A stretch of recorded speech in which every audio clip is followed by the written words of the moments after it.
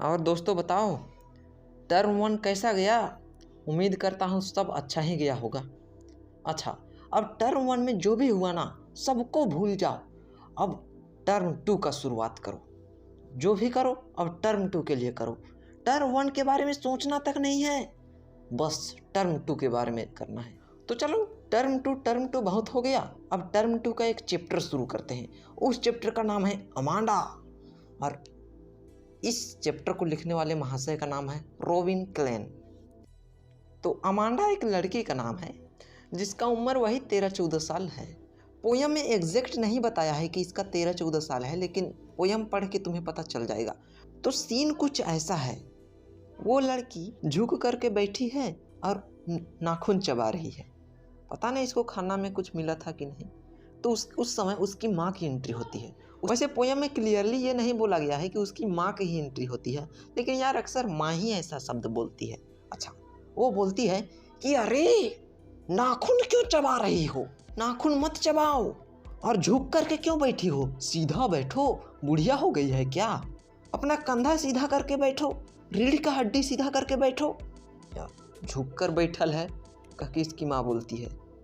अब जब बोलती है तो वो मन ही मन सोचने लग जाती है, कुछ रिप्लाई नहीं देती, बस मन ही मन सोचने लग जाती है कि कोई ऐसा समुद्र होता जो कि पूरा शांत होता, और वो समुद्र का कलर इमराल्ड जैसा होता। यार इमराल्ड एक पत्थर है, कीमती पत्थर है जिसका कलर ग्रीन होता है। तो वो समुंदर इमराल्ड के कलर जैसा होता, और वो समुंदर में कोई नहीं होता, सिर्फ मैं होती। और ऐसा ही नहीं होती, मैं एक जलपरी बन के होती। मतलब ये अपने आप को जलपरी सोचती है कि मैं जलपरी होती, और उस शांत समुंदर में ऐसे ऐसे धीरे धीरे तैरते रहती। कभी सीधा बैठने का नौबत नहीं आता, मतलब कभी सीधा बैठना ही नहीं पड़ता। यार तुम्हारे किताब में एक शब्द लिखा हुआ है मरमेड, इसका मतलब जलपरी होता है। ऐसी लड़की जो आधा तो मछली है और आधा इंसान। आगे उसकी माँ बोलती है कि तुमने अपना होमवर्क कंप्लीट किया। अरे तुम अपना रूम को सरियाई या फिर नहीं, सरियाई मतलब अरेंज की या फिर नहीं। मैंने थोड़ा देर पहले तुम्हें अपना जूता साफ करने बोला था, जूता साफ की कि नहीं, चलो बताओ। भैया इतना पूछ पूछ के इसका दिमाग पागल करवा दे रही है ये। तो तुम्हारी मम्मी भी ऐसा ही पूछती है कि यार उसके बाद ये सोचती है, फिर ये सोचती है, रिप्लाई कुछ नहीं देती, कि काश मैं ऑर्फन ही हो जाती। ऑर्फन वैसे बच्चे होते हैं जिसके कोई माता पिता नहीं होते। ऑर्फन मतलब होता है अनाथ। मैं अनाथ रहती, कोई माता पिता नहीं होता, कोई टोक टाक करने वाला नहीं होता, जो मन सो करती, जब मन तब जहाँ मन वहाँ, जिस गली में चाहे उस गली में घूम चलती, और खाली पैर से जमीन में अपना पैर का चाम बनाती। थोड़ा उसके लिए सॉफ्ट ज़मीन का ज़रूरत होता है, तो वो बोलती है कि खाली पैर से मस्त अपना सॉफ्ट ज़मीन में अपना पैर का चाम बनाती, माता पिता के कंट्रोल से एकदम आज़ाद रहो। वो सोचती है कि शांति एक गोल्डन की तरह है और आज़ादी मिठाई जैसा है।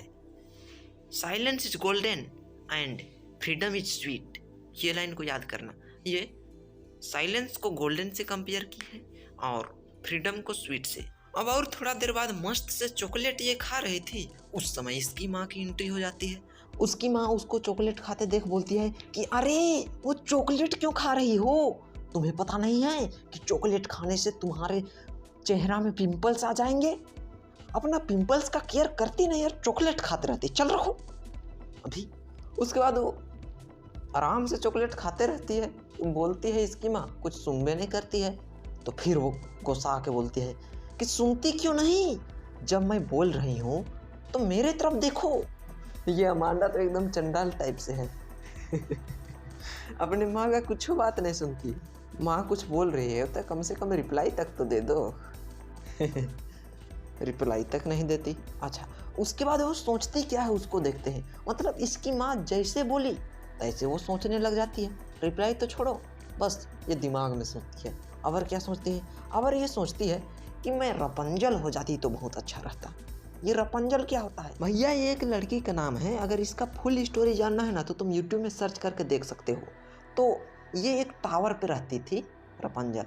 इसका एक क्वालिटी था कि इसकी बहुत लंबे लंबे बाल थे, इतने लंबे लंबे बाल थे कि उसके बाल टावर के ऊपर से जमीन तक सट जाते थे। यार टावर मतलब कोई जियो एयरटेल वाला जो टावर लगता है वो वाला टावर मत समझ लेना, ये टावर क्लॉक टावर होता है ना, वैसा ही टावर। ये रपंजल टावर के ऊपर रहती थी और ये टावर में चढ़ने का सिर्फ एक ही रास्ता था, वो था इसका बाल। इसका बाल को पकड़ के कोई भी टावर के ऊपर चढ़ सकता था।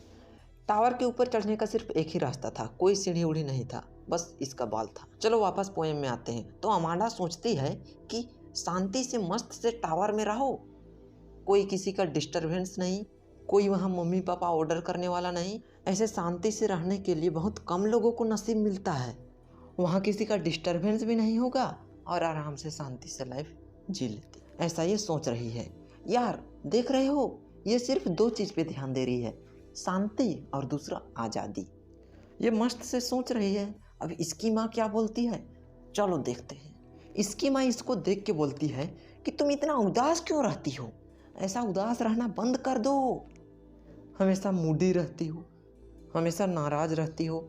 अगर तुम इस तरीके से रहोगे ना तो जो भी तुमको देखेगा ना तो सोचेगा कि मैं तुमको बहुत डांटती हूँ, इसीलिए तुम इतना नाराज रहते हो। देखो यार, ये पोयम यहीं पर ख़त्म हो जाता है।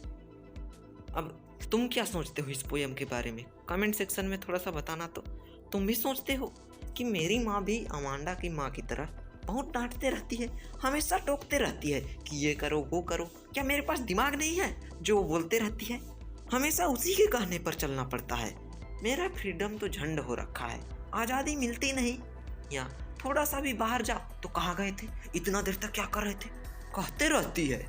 ये सोचते हो भैया, जो माता पिता होते हैं ना वो हमेशा तुम्हारे भलाई के बारे में सोचते हैं, जो भी करते हैं वो तुम्हारे भलाई के लिए ही करते हैं। जिस चीज़ के लिए वो कहते हैं, अगर तुम उनके कहने से पहले वो चीज़ कर दो तो वो तुम्हें कहना बंद कर देंगे। हमेशा याद रखना, माँ की ममता की गहराई और पिता की तमन्नाओं की ऊंचाई का कोई अंत नहीं है।